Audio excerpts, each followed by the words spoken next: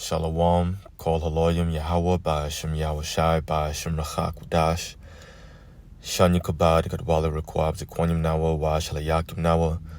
That's the belongers to our apostles and elders of Great Millstone, Shalom, Wabarakim Labakaryim, Shalayasharala.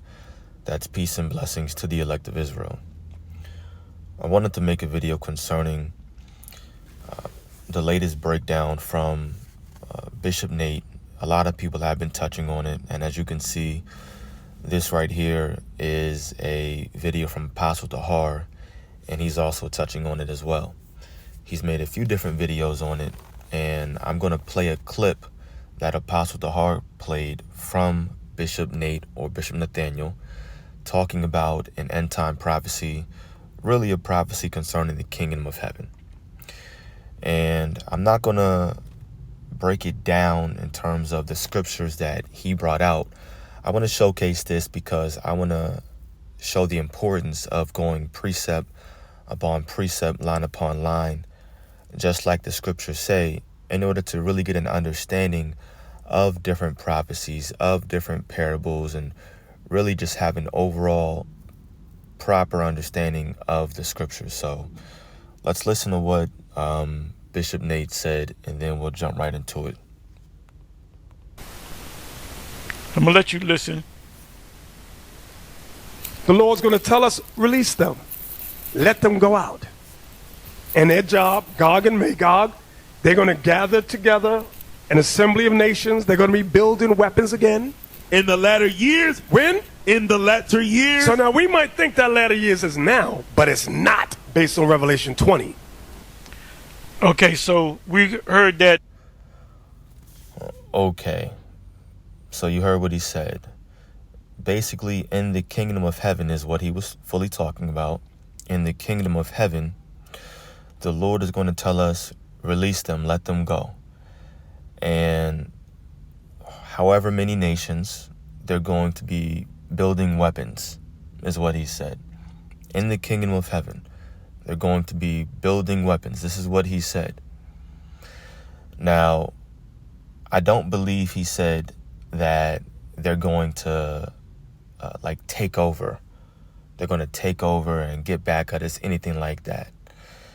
I'm sure he mentioned how they're going to try to revolt and we're going to maybe take them down again. I don't know. I'm not too sure. The main part that I want to harp on is right here, how he mentioned that they're going to be building weapons. Now, you saw how he reiterated, when? In the latter years. When? In the latter years. He's talking about in the kingdom of heaven. So all we have to do is go to Micah, the 4th chapter. Let's start here. This will be the first precept.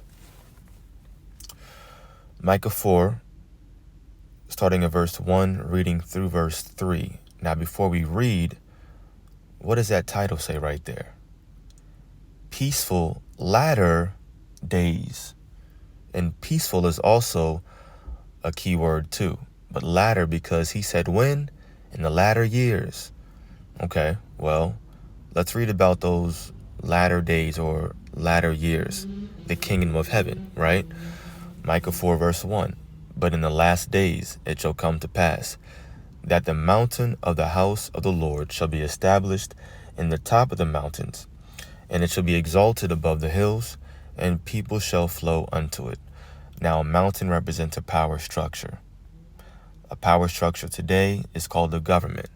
So the government of the Lord will be established in the top of the mountains.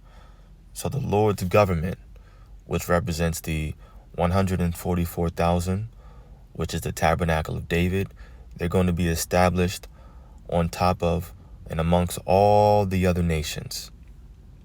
It's going to be that top ruling government, top ruling power structure on the planet Earth, right? Verse 2, it says, and many nations shall come and say, come, and let us go up to the mountain of the Lord, and to the house of the God of Jacob, and he will teach us of his ways, and we will walk in his paths, for the law shall go forth of Zion, and the word of the Lord from Jerusalem. Now verse 3 is a point.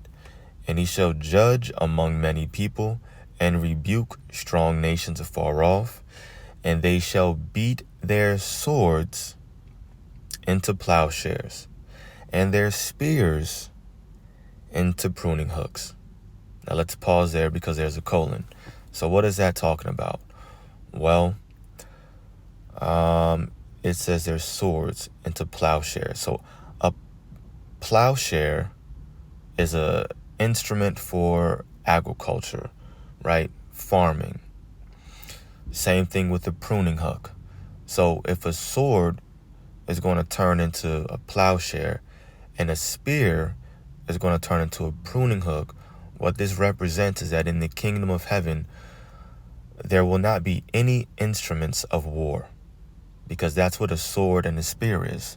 So these instruments of war are going to be turned into instruments or tools of agriculture, farming, right? Basically allowing building to take place, right? Food, so on and so forth. That's what that's talking about. There's not going to be any kind of, sorry, people around me.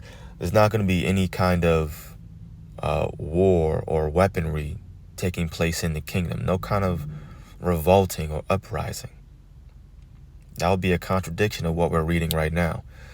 Now, after that colon, it says, nation shall not lift up a sword against nation, neither shall they learn war any more. Nation shall not lift up a sword against nation, neither shall they learn war any more. So, if the congregation of IUIC heard what Bishop Nate said, and they said, oh, you know what? Let's go precept upon precept for that, and came to Micah the 4th chapter, they'd have to say, you know what? There's a blatant contradiction, because Micah tells us that nations shall not learn war anymore. They're not going to lift up a sword against anybody anymore. Damn sure not going to lift up a sword against the nation of Israel, revolt against us, or even try. It's not happening. So now let us go precept upon precept. And all we have to do is go to Daniel, the 7th chapter. And let's go down to verse 27. It says, and the kingdom and dominion and the greatness of the kingdom under the whole heaven shall be given to the people of the saints of the Most High, whose kingdom is an everlasting kingdom, and all dominions shall serve and obey him.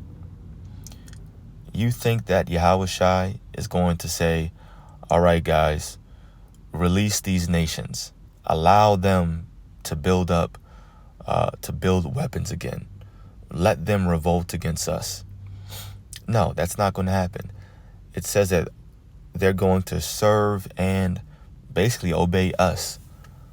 Obey the nation of Israel is what this is talking about. They're not building up any weapons. They're not going to learn war anymore. And like I mentioned before, I don't think that Nate was saying that they're going to, maybe he did. I didn't listen to the whole thing, so I'm not going to put any words in his mouth. But I don't think he was saying that these other nations are going to revolt and basically give us trouble and a hard time and take us down in the kingdom.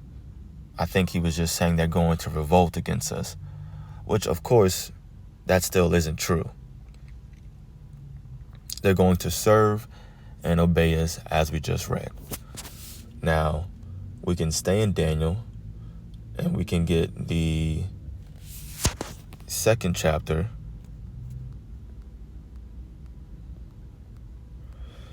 And go to verse 44. It says, and in the days of these kings shall the God of heaven set up a kingdom, which shall never be destroyed, and the kingdom shall not be left to other people, but it shall break in pieces and consume all these kingdoms, and it shall stand forever. There's not going to be any kind of resistance. It's going to be nothing but peace on earth. And these other nations, they're going to be happy that we're in rulership. They're going to finally see peace, have clean water, have clean air, right? Clean, proper food. We're going to have an everlasting kingdom. All these nations are going to be happy that we're in power. And it's going to stand forever. No kind of revolting against us. Now, the last precept I want to go to is in the book of Isaiah.